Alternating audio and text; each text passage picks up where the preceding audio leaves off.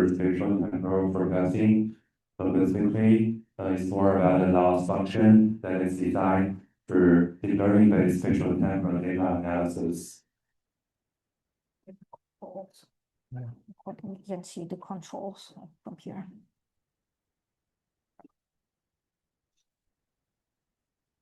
Remove hide video or hold video panel or maybe this one, try this one. Fine. Yeah. And then minimize this one. So and say okay. Yeah. So here's the agenda for today's presentation. So it's more about a little bit of myself and to give you guys a brief introduction about spatial temporal data and spatial temporal forecasting. And later I will explain a little bit more about the existing limitations for mean square error loss function and the motivation of my own research. And then to jump directly to the joint frequency domain learning based on Fourier Transform. To give you guys a better understanding of it, there's a visualization and a case study. And then I will show my experience analysis and give you guys the key takeaway for this presentation. So a little bit more about myself. I'm now a second-year PhD student in transportation engineering, supervised by Professor Wang. I'm also doing a data science option, which is designed for PhD students who care more about how to utilize data science and its corresponding techniques to solve practical problems. And I've also got the Herbert Fellowship last year.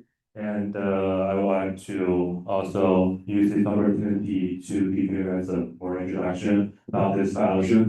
So basically, this fellowship is designed for students who are interested in using data science techniques or data science knowledge to solve various application problems. To apply for this position or to apply for this fellowship, you do not need to be a PhD student.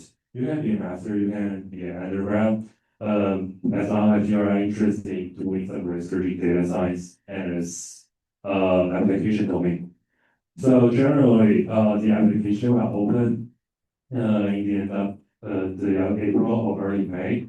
So if you can just Google to find this fellowship, submit an application, and there's a selection process generally in June and July, and you'll be noted by the end of the summer break.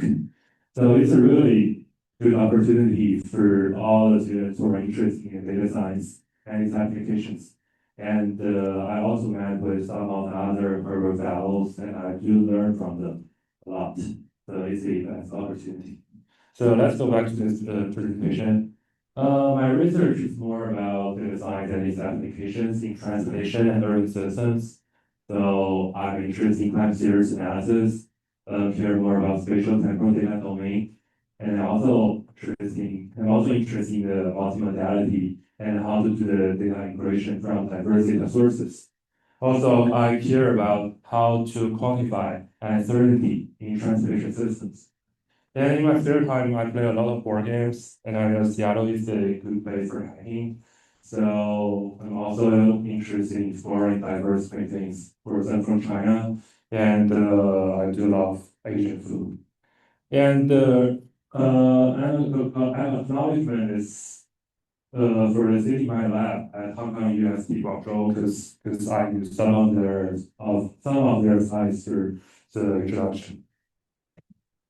So firstly, I bet most of you here have took machine learning 101 or some similar courses, and I got a project called predicts house price, something like this. So basically, we know the past house price, and how can we make predictions for the future house price? And this example is like a time series data. So basically, time series is a sequence of data points recorded at specific intervals, typically indexed in chronological order to show how a variable evolves over time. And there are a lot of applications in time series data. It can be weather data, it can be environment data, it can be stock price data.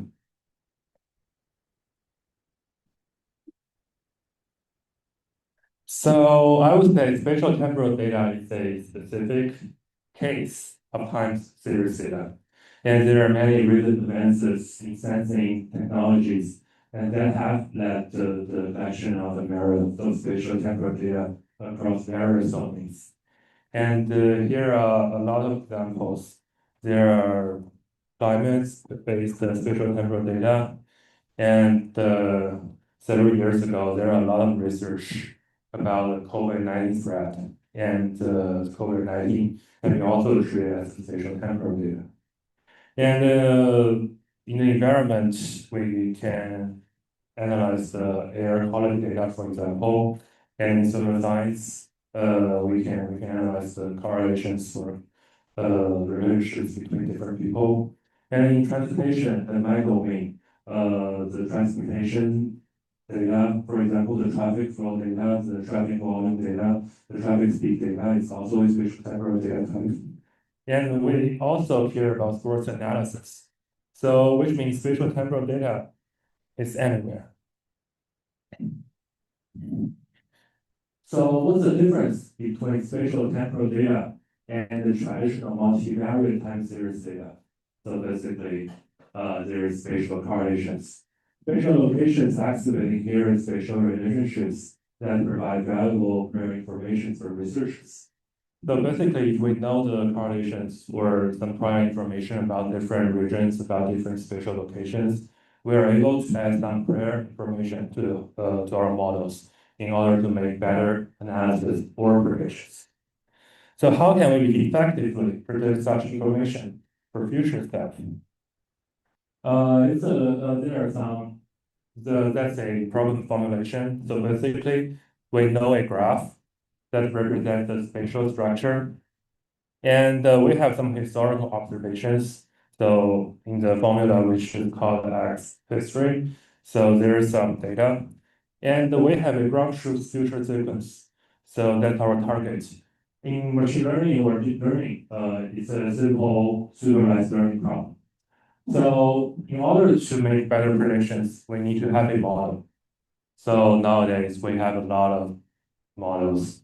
Several years ago, people are interested doing machine learning. So we use support vector machines. We use decision trees, random forest, this kind of stuff to make predictions.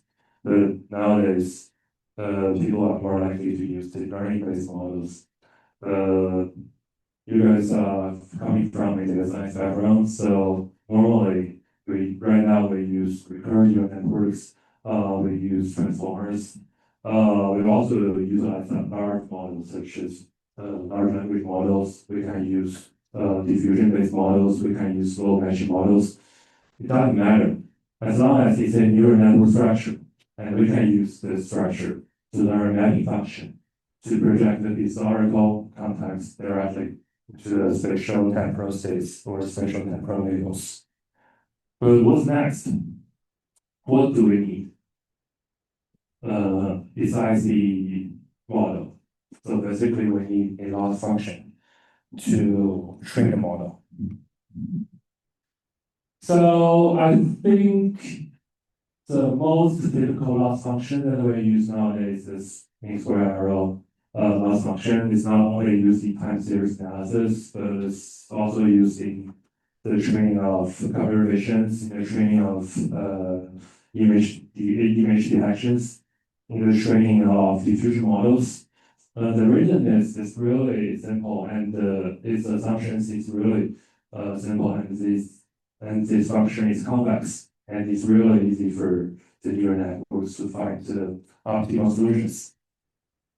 So here's the formula. So basically, it's the square error of the difference between the predicted labels and the true labels. However, the mean square error function relies on a really critical assumption. So its assumption is the conditional independence. And in this case, spatial temporal data, its assumption is the conditional independence across both spatial and temporal dimensions. However, in practice, especially, I would like to use traffic data as an example. There's a really strong correlations exist among different time steps and nodes. So it can be categorized as follows. The first one is called temporal autocorrelations. So it's very typical in time series data. And this captures the dependency of a node of its own historical residuals. So for instance, there's a map in Seattle.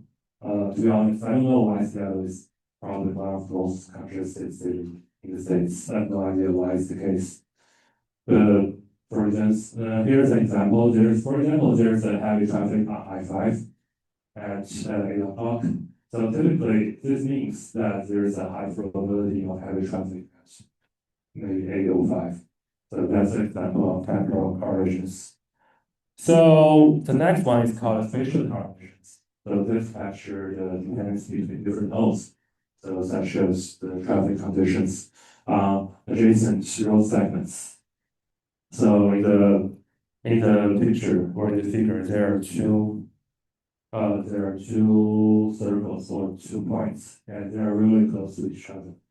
So that's the illustration of the spatial correlation. So the third one is called cross-spatio-temporal correlation, and this captures how the past state of the node influence the future state of another. So there are three typical correlations in the spatial-temporal data. Mathematically, these correlations introduce a bias into the loss function. So this loss function is not accurate enough to make accurate training. So redesigning an efficient and unbiased loss function is the primary motivation of this paper. So as you can see, here's the real loss function that we should use in the training. This version is already simplified, and in practice, or more theoretically, we need a more complex equations to show the bias of the training. It's already a simplified version, but it's already way more complex than the mean square error function. So our key motivation is we still want to use a real relatively simple loss function. So how are we able to remove this correlation-based term?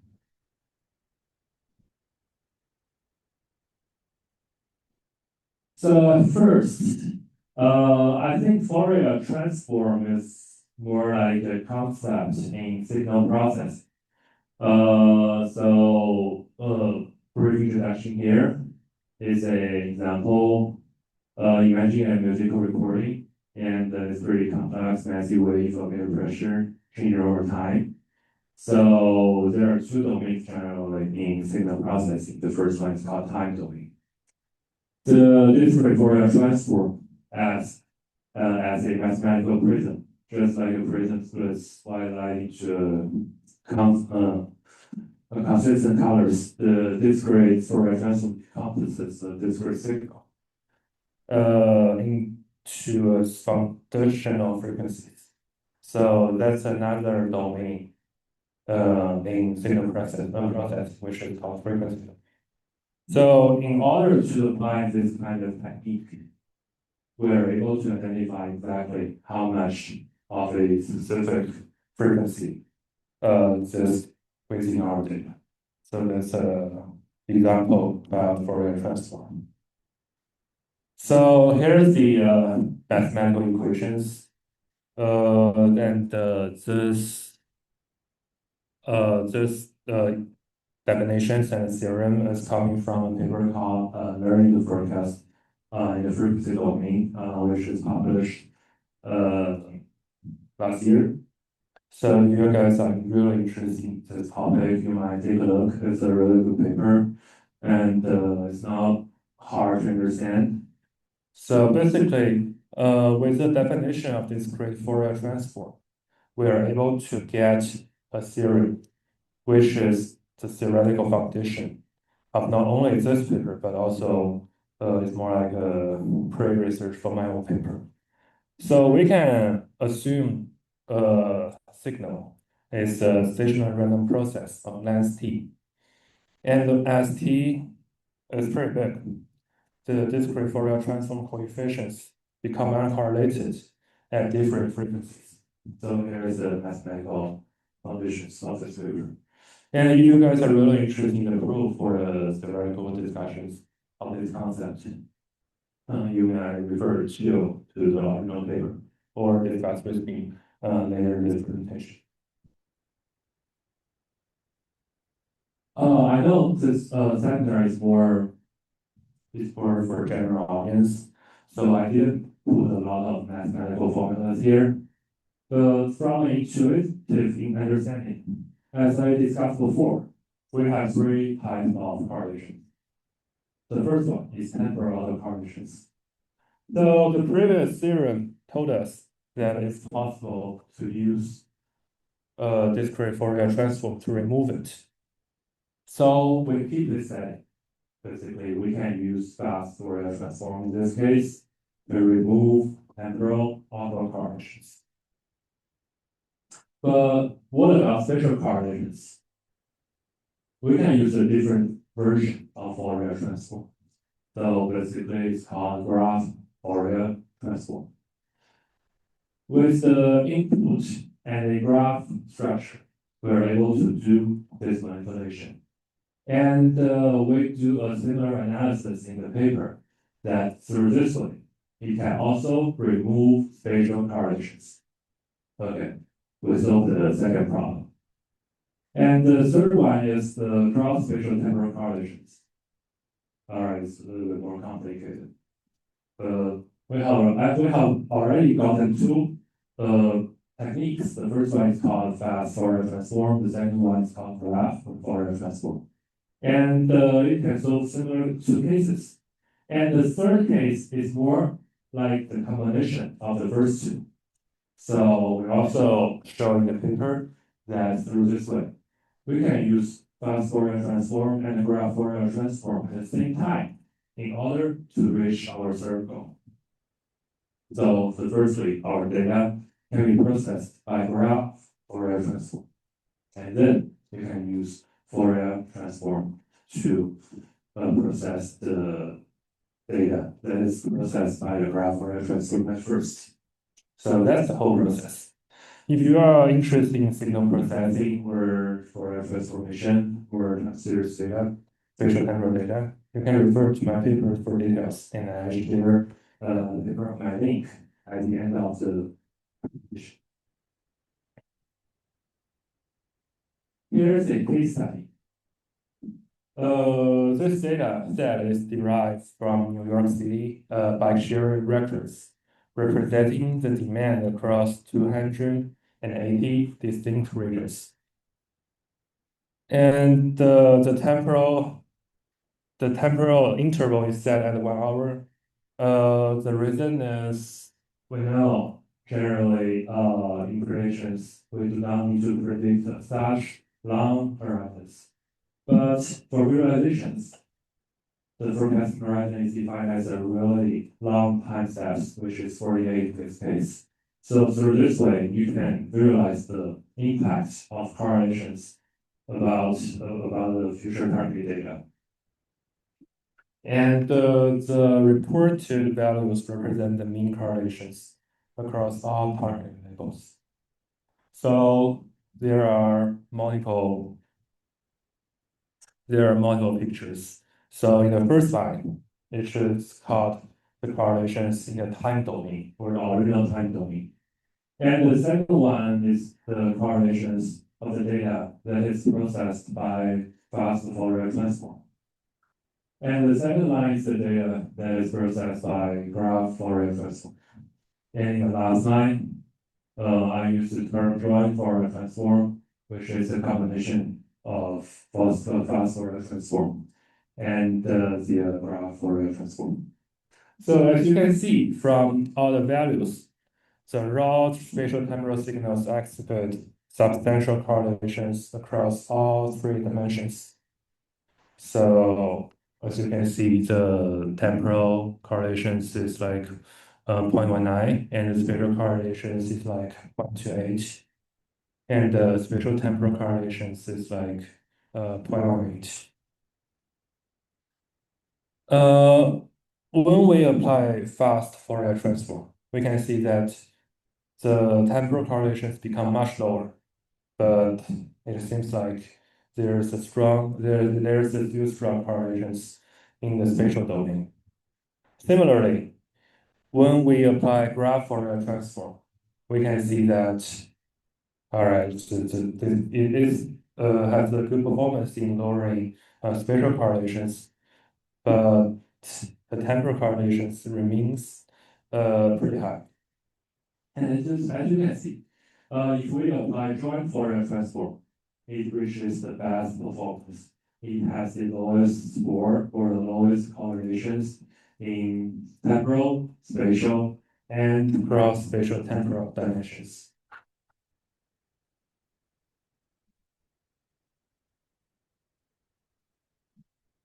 Here's the overall framework for this training or for this loss function. And the name is called FreST Loss, basically frequency-based spatial-temporal loss. And this framework is very compatible with most neural network structures, as long as you need to train your own models. So we have a backbone model. It can be RNs, it can be CNNs, it can be transformers. It doesn't really matter. So we have the input data. We can process the data using the backbone model to get our predictions. And we have our ground truths. So we also keep the original time domain loss, which is the mean square error loss. And to process the data or the predictions from a frequency domain, we have 3 steps. The first one is called temporal frequency decomposition. So we use fast Fourier transform to do it. For the spatial frequency, we use graph Fourier transform to do it. And for joint frequency, use joint Fourier transform to do it. And we have 3 outputs for the frequency analysis. And we have an adaptive weighting softmax matrix. And you can automatically select which one plays a more vital role in the overall training process. So that's an adaptive way to get the combination of all the 3 frequency-based loss. So after that, we're able to get our whole or general training loss function, which is the linear combination of our time domain MSE loss and the frequency domain joint frequency loss. So that's the general picture.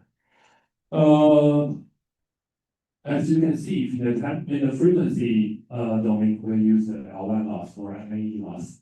And the reason is there are more extreme values in the frequency domain, especially sometimes there are very high magnitudes, different frequencies. So the L1 loss will be more stable. And yeah, it's really stable in the practical training process. And let's go back to our previous case study a little bit. So we can see from the figures that it seems like the GFT itself is good enough since it's a combination of the previous 2. And it seems like we do not need to use FFT or GFT in our training process. However, in our practical training, we found that adding the original FFT and GFT can also stabilize the whole training process.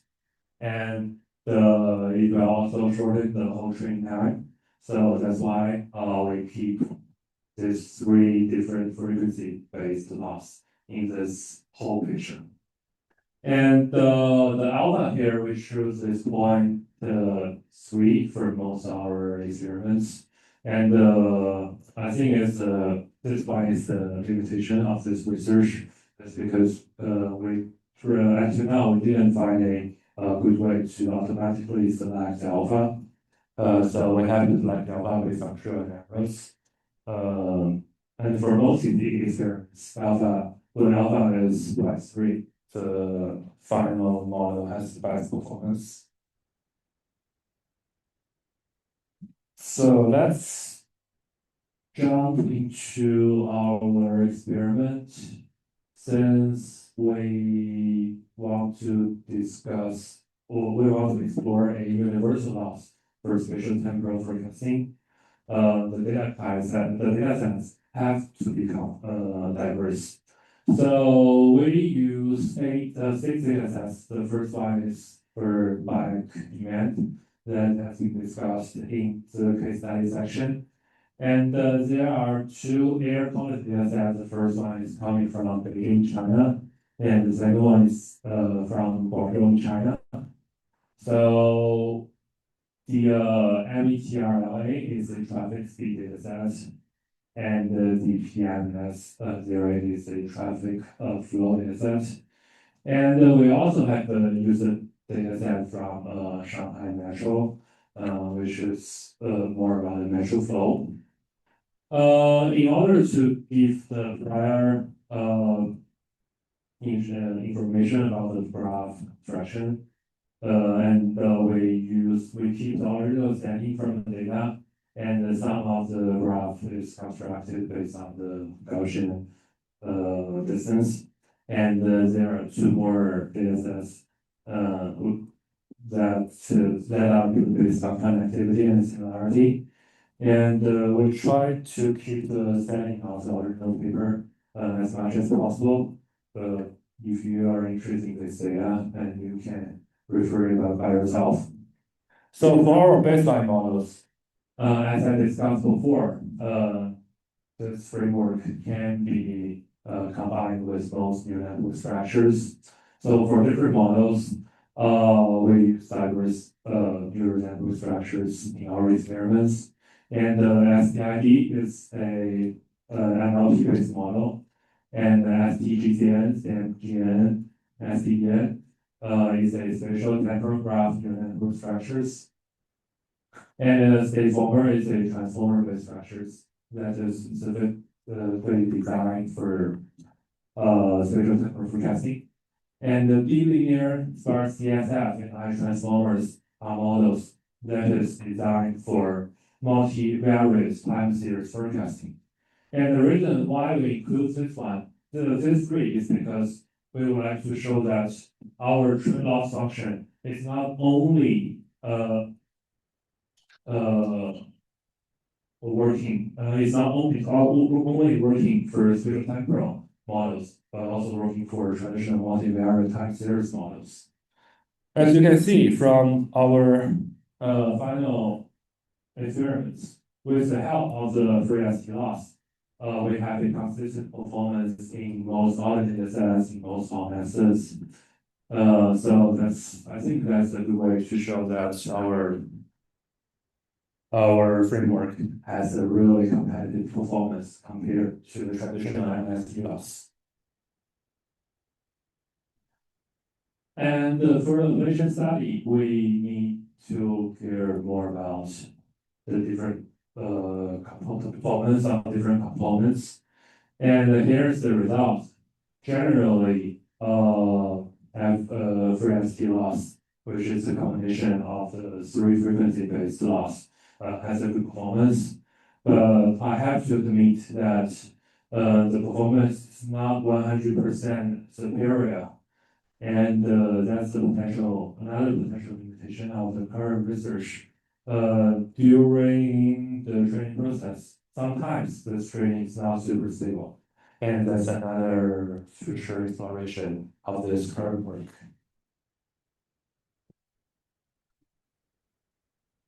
So right now, we would like to show the performance versus the future sequence length. And previously, in our baseline experiments, we utilized the previous 48 time steps to predict the subsequent 48 time steps. But right now, for this experiment, we adjusted it a little bit. We changed the future length sequence, and here's the result. As you can see, the FreST Loss consistently enhances performance across all models. In all future lenses, generally the more significant gains is observed in shortened sequences. And here's the potential explanation. And the temporal autocorrelation is considerably stronger in the short term, which typically introduces substantial optimization bias in the traditional loss functions. So basically, the key takeaway for this experiment is if you future sequence is relatively short, it's better use our loss function. So we have analysis. We have analyzed the frequency loss from the theoretical perspective before. So basically, there's the actual term compared to the traditional input error. So how does it work in the whole training process? So what about the training performance of different two loss functions? So we do this experiment. As you can see from these two figures, generally the MSE loss has a better performance in the training, but has a lower performance in validation. So we all took machine learning courses before. That's a phenomenon called overfitting. So standard MSE optimization achieves minimal residuals in the training set.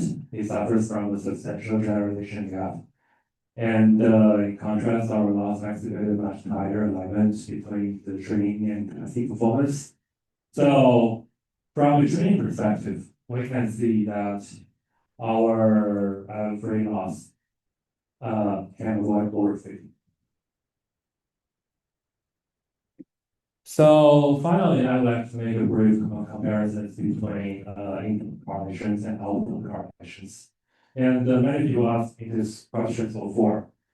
What's the main difference for redesigning this kind of loss functions or designing complex neural network structures to capture the dependencies to capture correlations of the input data? And what I want to say here is that's two totally different research directions. My research or my work that's presented here is to analyze label or output correlations. And here's the way to solve this problem, which is loss function design and to change the optimization objectives. But in order to address the neural network structures, it's more about capture input correlations. So using time series forecasting or spatial-temporal forecasting as an example, we have past data. We want to predict future data. If you want to capture input correlations, it's more about capture correlations in the historical data or input data. And for here, we would like to remove correlations in output data. So that's totally two different research directions. But I do agree that these two research directions do play a vital role in achieving a final good performance. But I've been doing time series analysis for more than 4 years, I would say. I think maybe 90% of the researchers focus on capturing input correlations instead of analyzing output correlations. But both cases are really important. So here's a conclusion of my presentation. So my full paper is right now online on archive and is currently under review by a conference. So if there's one word that I want you guys to remember after this presentation, this loss function really plays a critical role in training of deep learning models. And when I was 2-3 years ago, I just followed other people's additional loss functions and to put too much attention in designing your work structures. But when I try to explore the mechanism or the theoretical foundations behind the loss functions, I realized that it's really important. So if you guys are doing more deep learning based research or machine learning data science research in the future, please take the design of loss function into considerations. And in order to to extend this work, we did not explain a lot about the graph construction strategies. But since, as I mentioned before, prior graph really provide a lot of useful information. Probably there are more effective ways to generate or to design more graph-based constructions strategies. And as I mentioned, sometimes the training is not stable. So maybe it's a good idea to find more stable training to get a combination of three frequency-based components. And the third one is, although there is already a complex term after the mean square error function, it's still simplified. So there's a way more complex version that takes complex correlations into the training objective for training bias. And in order to further improve this framework, more theoretical analysis is also needed. So yeah, that's the key takeaway about this presentation. And finally, it's more about the lab that I'm working right now. And I'm from a transportation engineering program, and I had a master degree of data science before, and my lab was really interested in data-driven data science-based methodologies and clear applications in transportation systems.